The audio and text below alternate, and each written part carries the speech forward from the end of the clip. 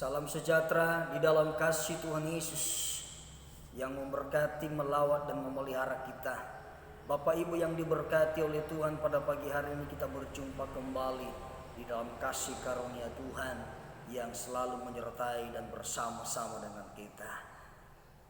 Kita akan merenungkan kebenaran firman Allah dalam kitab Roma pasal 8 ayat 18. Begini bunyi firman Tuhan.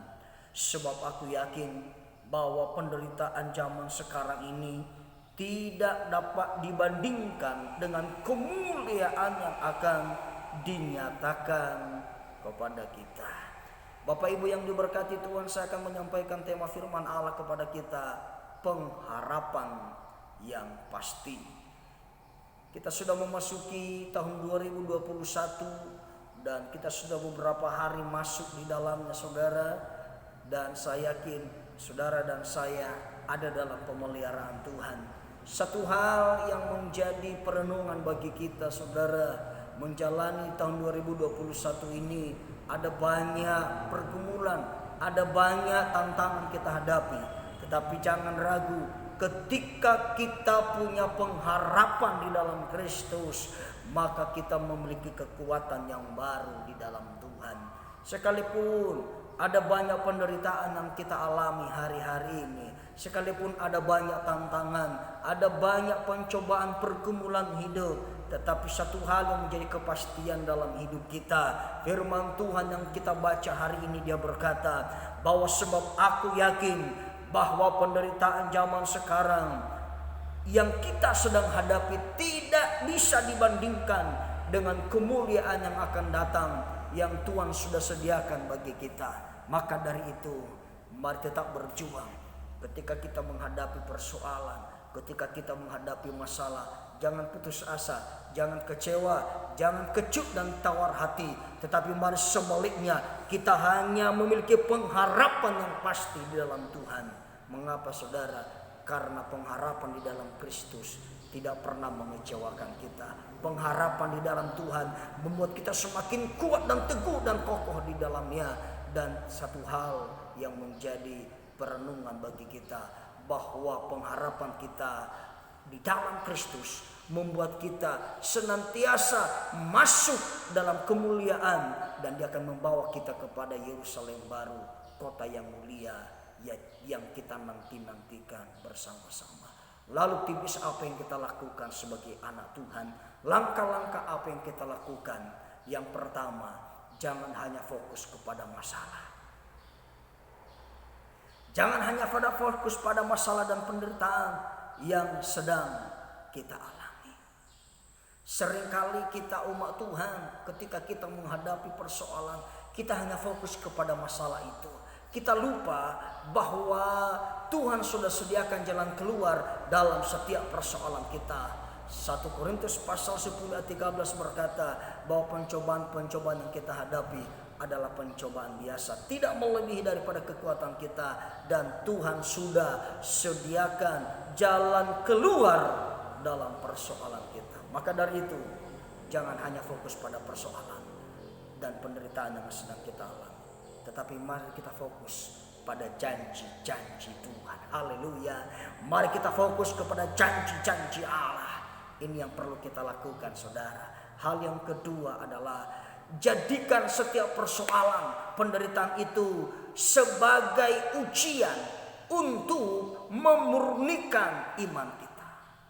1 Petrus pasal 1 ayat 7 dia berkata bahwa ujian terhadap iman itu memurnikan engkau, supaya kita memiliki iman yang murni, yang bersih, yang kuat, yang kokoh di dalam Tuhan. Maka dari itu, jangan jadikan persoalan sebagai hambatan perjuangan iman kita, tapi jadikan persoalan sebagai ujian hidup untuk memurnikan iman kita. Hal yang ketiga kita lakukan adalah percaya bahwa Roh Allah membantu kita dalam segala kelemahan-kelemahan kita. Roma pasal 8 ayat 26 berkata begini, saudara, demikian juga Roh membantu kita dalam kelemahan-kelemahan kita, sebab kita tidak tahu bagaimana seharusnya berdoa, tetapi Roh sendiri berdoa untuk kita kepada Allah dengan keluhan yang tak terucapkan. Bapak Ibu yang diberkati oleh Tuhan, Roh Tuhan yang ada dalam diriku, Roh Tuhan yang ada dalam dirimu akan membantu kita, menguatkan kita dalam segala kelemahan kita. Itu sebabnya jangan padamkan roh yang ada padamu. Biarlah rohmu menyala-nyala dan layanilah Tuhan. Sebab roh yang ada pada kita, yang memampukan kita, menguatkan kita, meneguhkan kita dalam segala menghadapi persoalan dan tantangan hidup. Yang keempat kita lakukan adalah yakin bahwa Allah turut bekerja mendatangkan segala kebaikan kepada kita. Allah turut bekerja menyelesaikan persoalan kita. Allah turut bekerja menyelesaikan setiap masalah kita. Dia tidak pernah biarkan kita sendiri. Seperti nyanyian kita berkata, Engkau ada bersamaku di setiap musim hidupku. Tak pernah kau biarkan ku sendiri. Dalam setiap musim hidup kita, Tuhan tidak pernah tinggalkan kita. Dia selalu ada bersama dengan kita. Dia selalu turut bekerja mendatangkan kebaikan kepada kita. Roma pasal 8 ayat 28 berkata, kita tahu sekarang bahwa Allah turut bekerja mendatangkan segala sesuatu kebaikan kepada bagi mereka yang mengasihi Dia, bagi mereka yang terpanggil sesuai dengan rencana Allah. Dia turut bekerja dalam hidup kita. Dia tidak biarkan kita. Dia selalu menyertai kita dalam segala pergumulan kita. Inilah pengharapan kita yang pasti di dalam Tuhan. Maka jangan kendor kerajinan kita. Jangan kecup dan tawar hati. Jangan bimbang menghadapi dunia yang semakin bergelora. Jangan takut berjalan di tahun 2021 ini.